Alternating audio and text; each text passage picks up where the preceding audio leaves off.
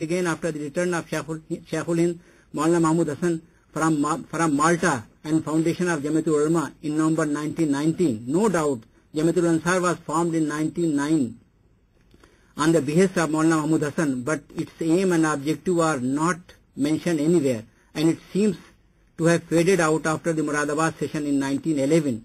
The pro-Congress and anti-Muslim League stage around crucial year of 1912, as far as the ulama are concerned, belonged to Shibli. Besides many ulama who supported Congress and opposed Muslim League, under his influence, the middle class of the community, which mainly consisted of modern educated people, was particularly affected by his political thought. Those rebellious young men who around this time came to be known as Ahrar and who later joined Congress were in fact mainly inspired by his political views. A number of poems that he wrote about Ahrar, advising, admonishing and even apologizing on their behalf for their rashness would go to clearly suggest that his relationship with them was that of a guide and a patron. What is time? No. So then I have discussed the legacy of Shibli, which of course could not be read.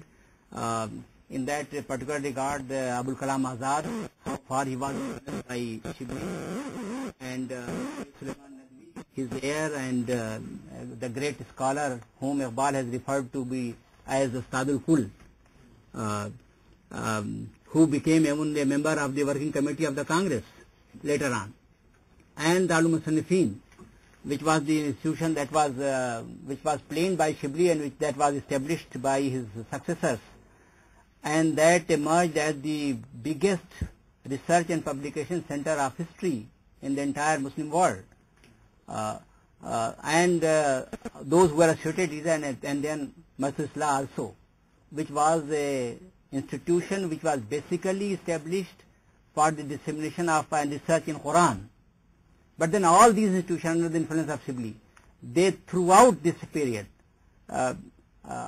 followed a policy, a pro-Congress policy, and they participated in a big way in non-cooperation movement. Non-cooperation movement was a big success in Azamgarh, and as far as Manzil is concerned, it emerged as a nerve center of the entire region, and all the important Congress leaders used to, whenever they used to pay a visit to that region, they used to stay there. Gandhiji did not stay there, but then he paid a visit there. Jawaharlal Nehru stayed there numerous occasions. Motilal Nehru, Sarojini Naidu, and all of them, all the important leaders. So Shibli's legacy, Shibli himself has remained a supporter of Congress on theoretical level, but then those, his heirs and those who were bearers of his legacy, they actually plunged into the practical politics. And if there would have been time, then I would like just to say a few words about one of his disciples, Iqbal Suhail, because Iqbal Suhail was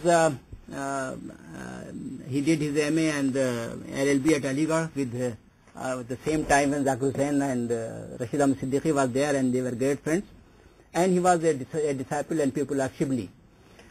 So he has written many poems in support of Congress, singing the songs of independence, and they are really worthy of being read. But then on two issues which are very important that should be mentioned here. One is Hindu-Muslim unity, about which he says that that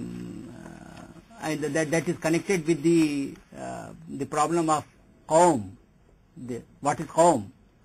And the Iqbal, you may, some may recall the Iqbal's criticism of Hussain Ahmad Madni, कि सरूद बर सरविंबर के दीन वतनस्त कि बेखबर दे मकामी Mohammad अरबीस्त. He said that the Qawm is belongs to the, it is actually is related to the land, to the country, the birthplace. So he says that he is unaware of the traditions of the Prophet. Iqbal says that you are totally unaware of the Quran and Hadith and all that, because there are two terms, Qawm and Millat.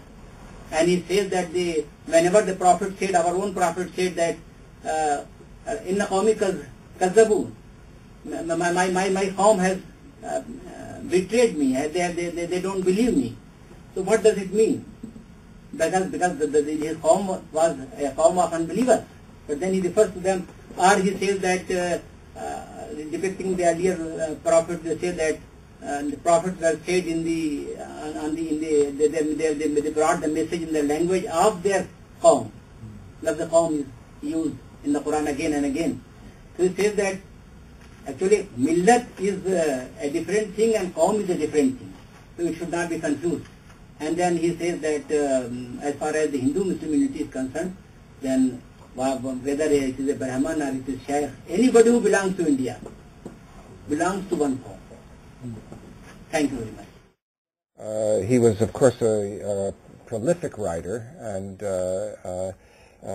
there's much to be spoken of him in other respects, and it would be interesting to put all of these things together. In some ways, Nabvi's biography does that, but now it's time to revisit that kind of project.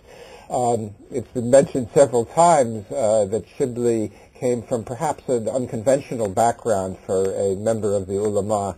That is, he was the son of a large landholder, and his brother was a barrister.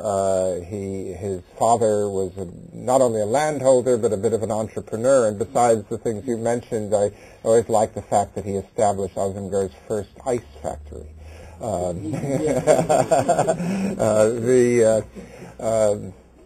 So there was an enterprising, and those of us who are interested in making the social connections of intellectuals have a lot to think of in talking about somebody like Shibli, who was a Rajput. Recently I had to write a little piece about the word ashraf, as Muzaffar Rizal knows, and I asked somebody who is a well-known Urdu literary scholar, what would you say about Shibli? Was he a member of the Ashraf? And he said, no, he couldn't be a member of the Ashraf.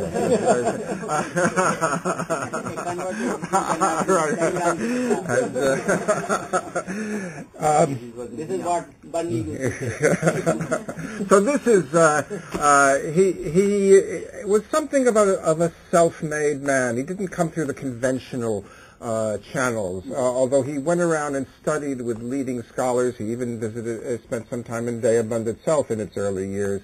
But mostly he was a disciple of this very interesting family of ulama from Jiryakot that you mentioned, which was itself a remarkably cosmopolitan intellectual tradition. This is the same family Syed Ahmed Khan's friend and associate taught Syed Ahmed Khan Hebrew, and they also did Sanskrit and so on. So it was a very interesting family associated with what I gather is a tradition of that goes back before the 19th century of an ongoing tradition that reaches all the way back to the Mu'tazilite movement of Islamic rationalism. So this was his background, and then he came to Aligarh not as a teacher of religion, but as the assistant professor of Persian. And he was a literary scholar, first of all, and someone who wrote, as you mentioned, a major history of Persian literature, and then went off to write history.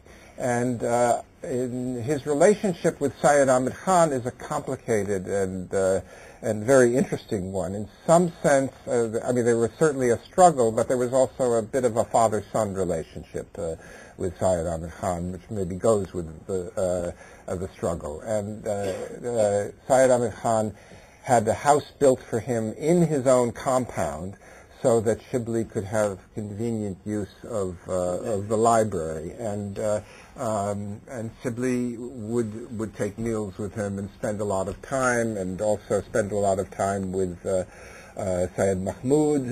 Sometimes there's a description of Shibli saying, after Sayyid Mahmud, who was a high court judge and drank a lot, saying, after 2 or 3 hours of conversation, saying, I really have work to do, and I have to move on. This is in Sheikh Abdullah's autobiography.